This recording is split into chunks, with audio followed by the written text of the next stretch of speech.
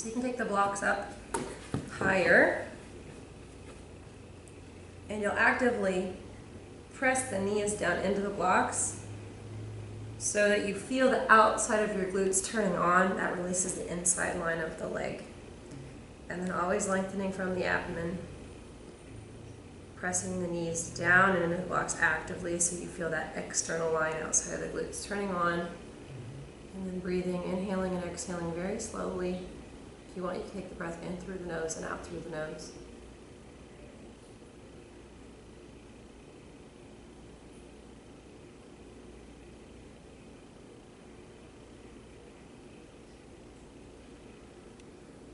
If you have a nice, good, solid press with blocks, you can take them a little lower and you can move them in a little closer. And for me, I get a nice big bite there through the outside line of the leg. This shouldn't create any discomfort in the knees. If it creates any discomfort in the knees, then you want to take the block up higher. And if you want to do double duty here, you can press the big toes together and the pinky toes together and move the other toes apart, and you'll feel the arch of the foot engaging. Yeah. Oh my God. You've had that before? Oh yeah.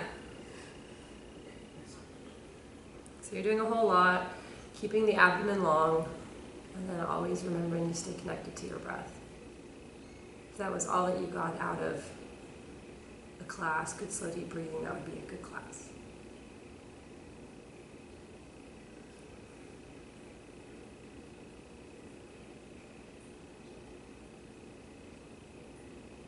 And then if you want, you can try to isolate one side and then the other. So I'm going to kind of lean to the right and press that left knee really hard down toward the block.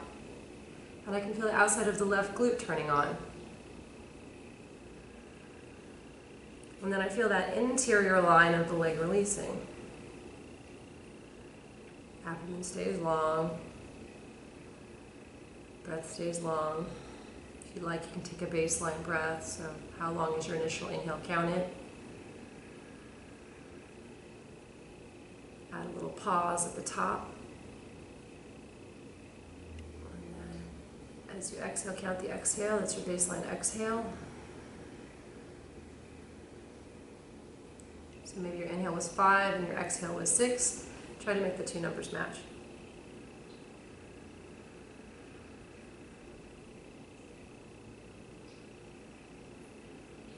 And then work the other side. So you'll kind of come back through to your midline. Really actively pressing the right leg down and into the block and moving toward the left so you create a little more length through the side body here. And as the knee presses down, you feel the glutes starting to fire, outside line of the leg starting to fire, inside line of the leg releasing.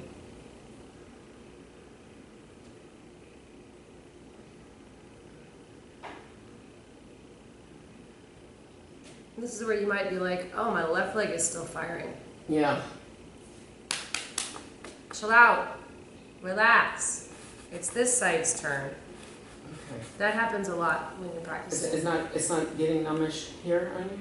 No, not really, but we've been there for a while, so. Okay. You can take the legs out now. Okay. And then lean back into your hands until you feel your hips catch. Good. And then from there, move your fingers right off the edges of the mat. And then hug the elbows toward one another so the elbows will bend. And lengthen abdomen without over squeezing the low back or the glutes. You can let the head and the neck fall back, or reach back rather, so long as you don't aggravate the cervical spine and the neck. So as you feel the abdomen lengthen, you could think about taking your heart into the top of your chest.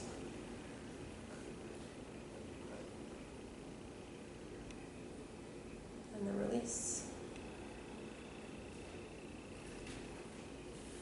And from there, I'm going to have you do some pranayama. That was just kind of initial. Let's open the pelvis so that we can do some sitting. So you'll move the knees together, and you'll bring a block to between the knees for a supported virasana. If this bothers the knees at all, you can bring a second block into the situation, or you can take the blanket,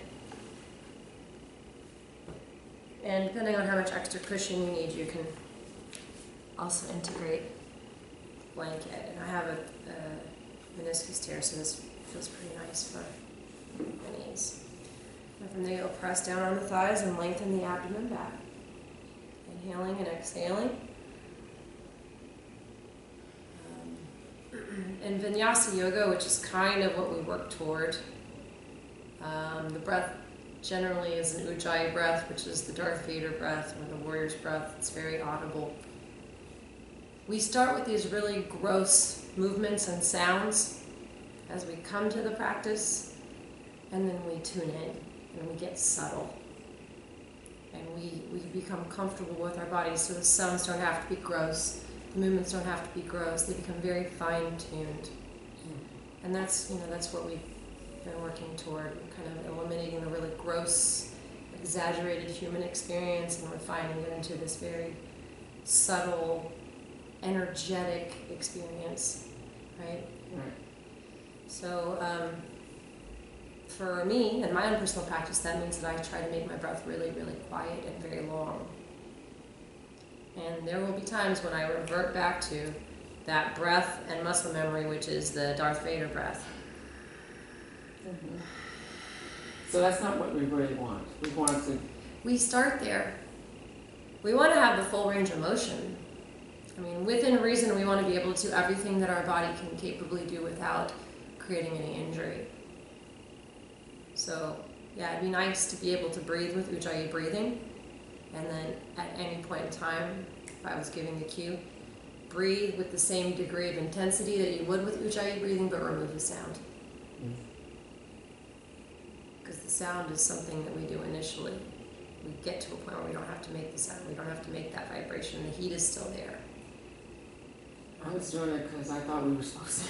Yeah, well, I mean, when you think about all of the things that you have to learn in a yoga class, right? The breath is like, oh, the first time you get it, the first time you think you get it, you work on it, you work on it, you work on it, and then you come to a class again and they give you a new breath, and it's like, wait a second, I thought we were done. You're never done. Okay. This stuff never ends. Right, so lengthen back, lift the chest, expose the throat. And without aggravating the neck, we're going for as much length from, let's say, 4 fingers below the belly button to the back of the throat. And what you'll find is as you begin to unlock from that space up to the back of the throat, there's more room for breath. Breath can get bigger and longer. I sometimes will take my fingers off to the sides here and tip your fingertips.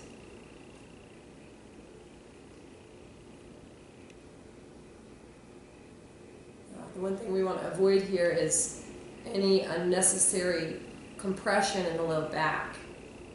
How do you know if you're compressing? You're not lengthening. If you're compressing, so for me, I'll show you a compression. Don't do this at home. But this is compression. I can feel the bones kind of squeezing together. Because I'm focusing on back bending here, I'm not really paying attention to what it takes for me to lift up and out of those bones and lengthen, not just creating the curve in the lumbar spine, but also creating length over the front of the spine or the belly tissue. And that requires that I actually have to press down into my knees, my feet turn on, and the front side of my body engages.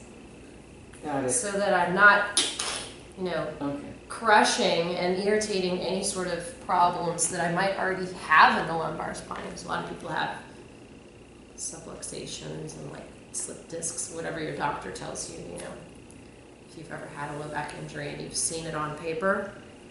No. It's pretty cool. I saw an MRI of my neck and I was like, whoa, that's what my discs look like. Okay. Okay, so then, yeah, I see that. So I was not turning these on, and I feel it now. I can tell where you're right.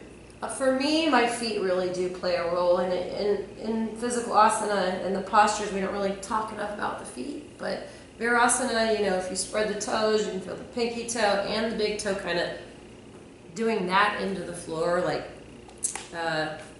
spreading, anchoring down. The arch, the top of the foot gets stronger, the arch of the foot gets stronger, and then you've got this kind of reaching through the knees that occurs too.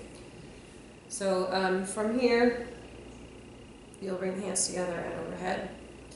The shoulders are somewhat in front, or the elbows are somewhat in front of the shoulders. The elbows are somewhat soft. I like to make sure that the pinky and the thumbs are touching. People tend to kind of let the pinky and the thumbs on the feet and the hands just go wild and crazy and not participate with the other fingers and toes. So in the tradition of yoga, there's this thing that happens when we create a bind or a lock. This is a total energy channel. It's a complete, it's not broken. It's tied together. Right? This would be broken. And there's a lot of imagery and postures where the hands are designed to help pass energy and move energy. So we don't want to break this channel. Plus you're getting a nice shoulder and heart opening here.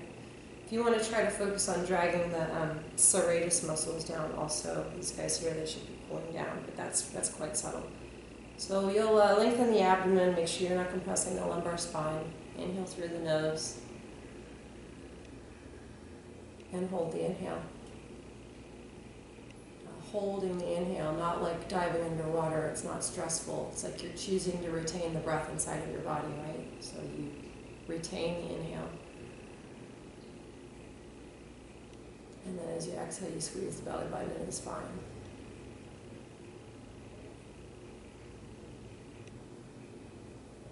And you retain the exhale. So keep the belly button drawn in. It's very subtle. So you can let the belly relax. And then inhale all the way up. Retain the inhale.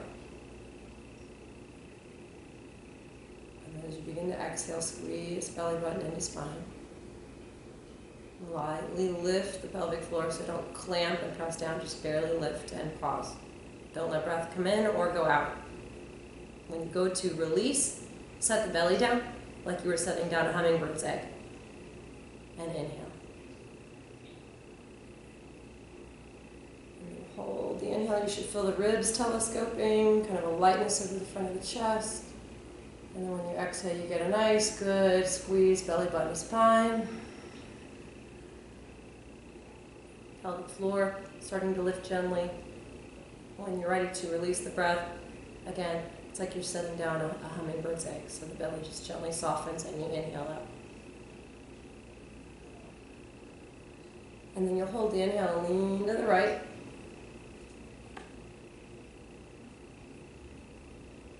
And exhale back to the center. All of these things happening still, belly button squeezing into spine. Holding the exhale out. And then you'll inhale to the left.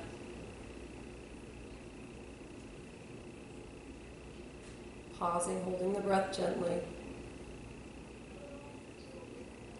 And exhale back to the center. And inhale, twist to the right. Hold your inhale. Exhale back to the center. And inhale, twist to the left.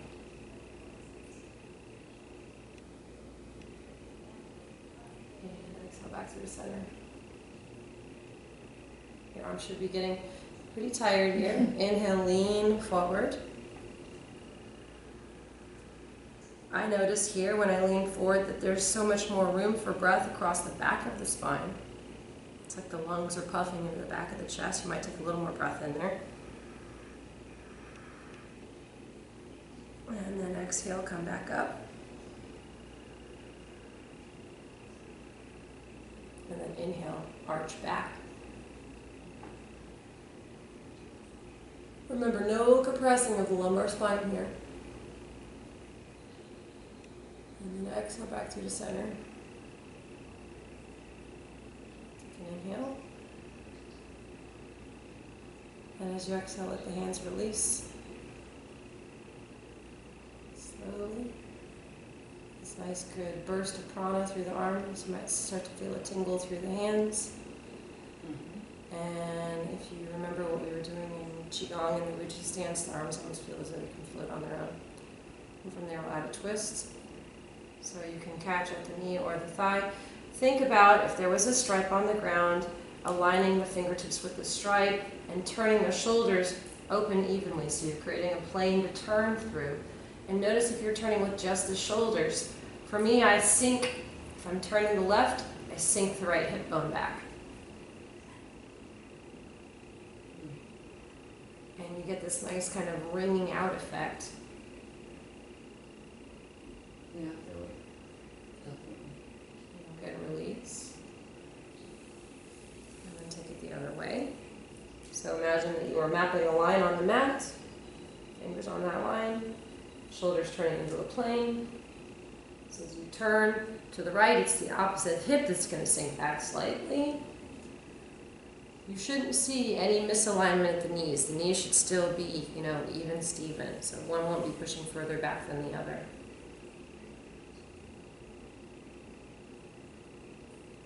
I like to keep my chin right over my sternum. Typically in spinal twist, people will get the neck like this huge swivel, bobbly head type movement. And I believe that neck work it's intelligent to do very specific neck isolating movements rather than whipping the neck around, doing the hair thing. And whatever. This is not pole yoga, this is yoga.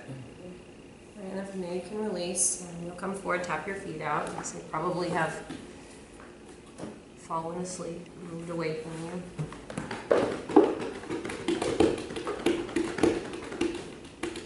Shake the legs out.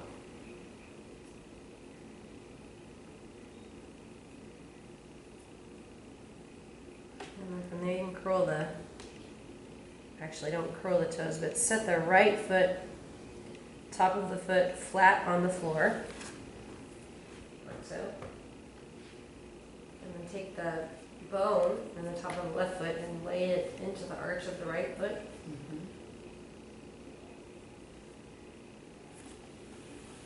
And you want to put your weight onto the heel of that left foot, or the bone of the foot that's in the arch of the other foot, so that you can start to basically blast open the arch of the foot.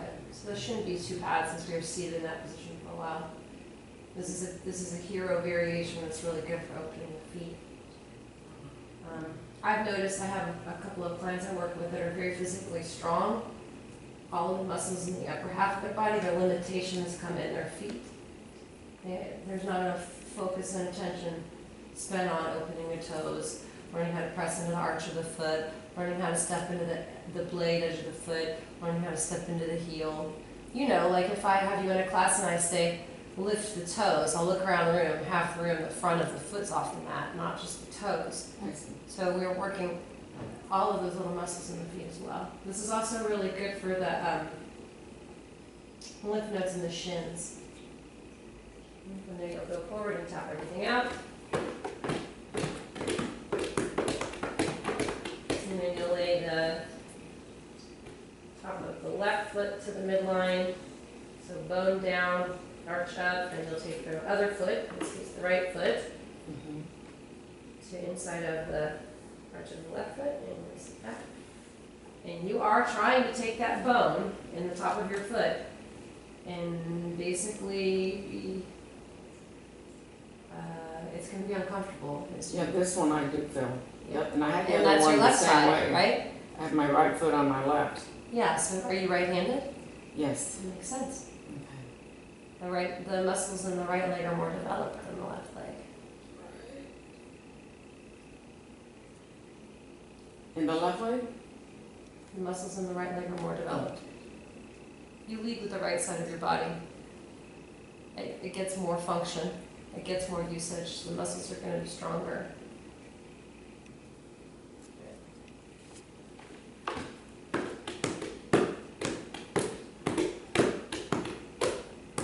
And from there you'll bring So back and you'll sit. Now you'll feel the heels butterfly open here. So Yes. you'll feel the bones in your heels touching the bones in your butt. Go ahead and do yourself a favor and spread the toes, press the toes into the floor. And if you want, you can roll over. You can move from the shins there. These exercises are nice to do after you've done a lot of leg work. Right. To kind of open up all of the tissue in the leg. It's like the equivalent of someone hiring a massage therapist and having them like basically squeeze up the entire length of the leg and then put you into an inversion and drain the leg. You're doing the same thing, just with pressure. Awesome. And then for me, I like to, I'll take it one way, so I'm getting into the hip tissue here.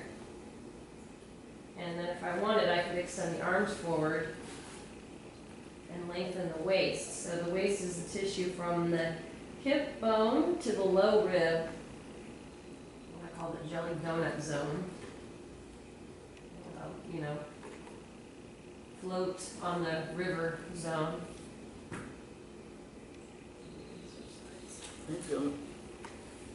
Now what's happening in the hands is you do this kind of back and forth thing. So if I drop my hips to the right, I end up wanting to just kind of crash off to the right. You know what I'm saying? Like you just want to roll. So push with the right hand, push into the side you're crashing into. You'll feel that kind of seat the hip bone. And pull with the left hand. So I would be... Yeah, so push with the right hand and pull with your left hand, and that should give you a little more length. Mm-hmm. And then you can switch. So in this case, you would push with the left hand and pull with the right hand. And all the while, you're thinking to yourself, can I lengthen my abdomen anymore? Right? Right? Long abdomen, strong low back, more space to develop stronger core. And from there, there's two more variations. The next variation is ankles together. So when you go to sit back, your ankles are on a roll apart. If you keep the ankles together, what you have to do is use the tops of the feet. So you have bones in your butt, right? You're in here. Mm-hmm. I don't want the heels to spill open. Hit the butt bones. I want the heels to stay together between the butt bones. I remember the first time I did this, I thought, this is impossible. You got the heels together? Mm. If you can't get the heels together,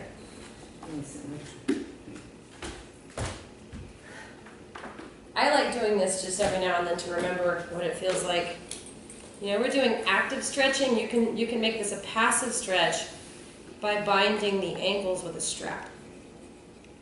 Okay. So you literally tie the ankles together. Okay. So I'm going to let you try that now. It feels pretty good. All right.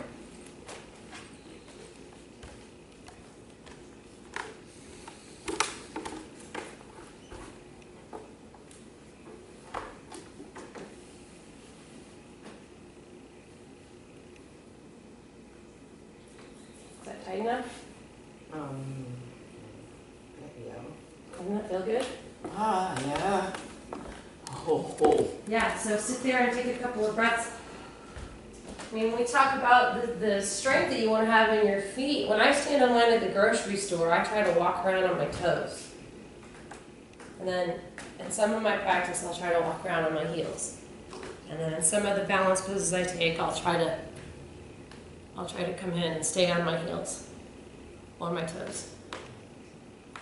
You want to maintain all of the alignment principles that we talk about, the knees pointing in the direction of the toes and all that good stuff. But it's just another way to up-level your practice if you want. I do. You know, and honestly, you use your hands and your feet every day. We don't think about how much we use our hands and our feet. And the energetic sense of yoga, your hands and your feet, which you discovered in that Qigong workshop, are really powerful energy centers. And we don't like talking about that. It makes us uncomfortable, right? To think that what you do with your hands and your feet is energetic exchange, but it is. So be comfortable with that. And our hands and our feet become more sensitive. All right. From there, you'll go back in. It's a D-ring strap, so you just kind of, like the old school Boy Scout belts. Yeah. If you get one side loosened, you can pull one foot out, and you can get the other foot out. I got it. Woohoo! She's laughing at me. You're not right. I have struggles with props occasionally. The last variation, you're just gonna curl the toes under and sit back on the heels. And then depending on how that feels, make sure your pinky toe isn't like over here doing its own thing. Okay. Pinky toe down. I like to brush up the arches of the feet while I'm here. For any little knots or road bumps. And make sure you get the bony edge of the foot too. In reflexology, this is associated with the spine. Oh, okay.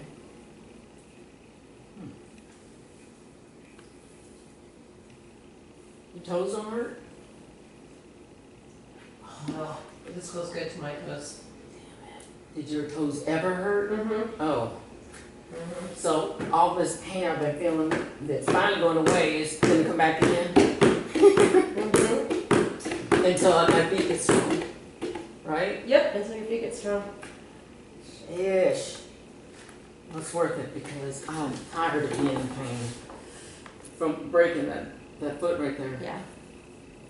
But I can feel my feet getting stronger for sure. Because when Well- you first made me do that stuff, ooh. Well, I know when we first started doing squats, that's the hardest part. So you're gonna squat now, and you'll start. Let's start with squat on blocks. So bring 2 blocks together. This is a majority of students that I work with can't squat because of foot inflexibility, because of knees, because of height proportion, weight proportion. So this is a great way to start, and then you can start to get into, you can start to isolate all of the muscles that we need to squat and open the side body tissue, and kind of release the outer layer of tissue, the fascia that keeps the pelvis kind of immobile, the low back tissue, the hip tissue immobile. So all this stuff that kind of ties in back here, you can start to loosen it up. yeah. So let's. Which is good to actually have less cellulite when you do that, because you're able to flush, right? Your lymph nodes. Yeah, because you flush, exactly. I mean, everything that's happening, your lymph nodes are associated with your lymphatic system, right? So everything we're doing is stimulating a lot of different systems in the body, but twisting particularly lengthens the body and detoxifies. So, and this isn't. Get your head out of the situation that twisting is turning the head or turning the shoulders. Okay. It's finding the lateral tissue, it's engaging the muscles that control the lateral tissue, and it's keeping the muscles engaged while you breathe and turn using the lateral tissue, right? So pushing and pulling is what we need, like we did with the hands, to really get that full lengthening effect. So you're going to do this, I think we did this in class recently. It's one of my favorite movements. I find myself doing it more and more often in my own personal practice. So you're going to make sure that your ankles are somewhat under your knees, approximately. So, there's my ankle over my knee. This would be too far. That's my ankle in front of my knee. This would be too short. That's my ankle behind my knee. Ankle and knee stacking. And then let's start with right side. So you'll take your left and your right, this is the new addition, your left and your right hand to your sternum. So the sternum is that little bone that separates the ribs. And you'll just kind of poke around there. This is diaphragm tissue. For most of us, this is tender. It wasn't the other day, it is today for some reason. What is this? What's happening? There's a lot of different meridians in this tissue. It's okay. It's probably tender just because, we did 2 classes yesterday. So you're going to manipulate this tissue, and then I want you to work down the right side.